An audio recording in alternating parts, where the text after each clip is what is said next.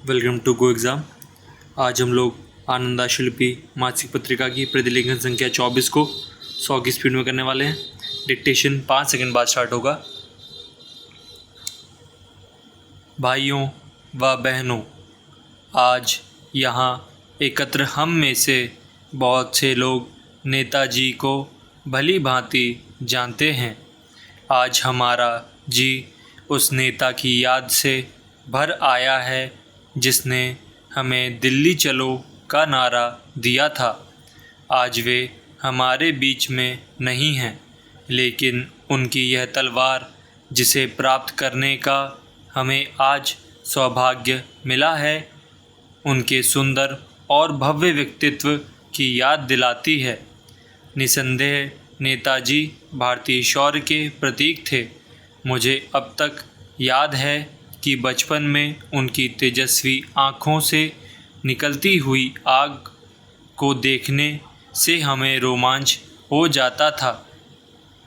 इस आग ने, देशभक्ति की इस ज्वाला ने आज़ाद हिंद फौज को जन्म दिया। इस सेना में सम्मिलित होकर देश के वीर पुरुषों और स्त्रियों ने स्वतंत्रता के लिए युद्ध किया और हमारे स्वतंत्रता संग्राम में एक नया जोश भर दिया था। हमारे देश में स्वतंत्रता की लड़ाई बहुत लंबे समय तक चली। असंख्य लोगों के बलिदान ने स्वतंत्रता की अग्नि को जीवित रखा। मातृभूमि पर सर्वस्व न्योछावर करने वाले देशभक्तों में नेताजी का स्थान बहुत ऊंचा है। हर भारतीय के दिल में उनके लिए आदर और प्रेम रहेगा।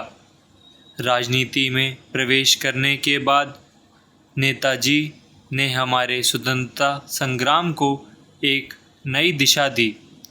पूरे देश में एक नया उत्साह, नया जोश भर दिया। उनका क्रांतिकारी व्यक्तित्व उन्हें ऐसे रास्ते की ओर ले गया जो हम लोगों के रास्ते से कुछ अलग था।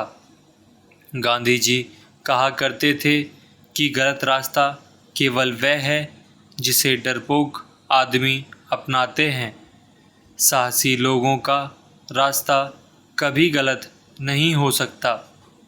नेताजी का रास्ता वीरता का रास्ता था और इससे निसंदेह स्वतंत्रता और निकट आई।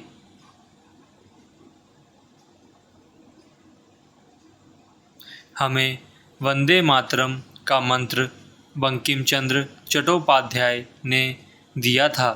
यही गीत आगे चलकर स्वतंत्रता सेनानियों का युद्ध गीत बना।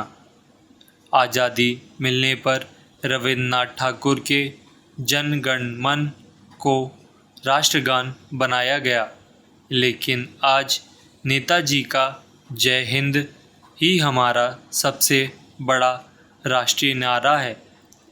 यह उत्तर से दक्षिण तक भारत के कोने कोने में गूंजता है।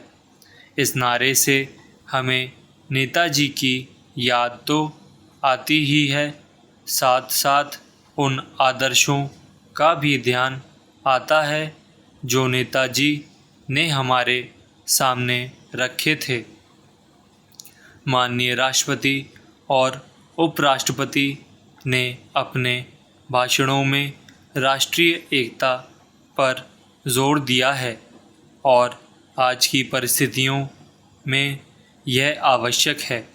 स्टॉप।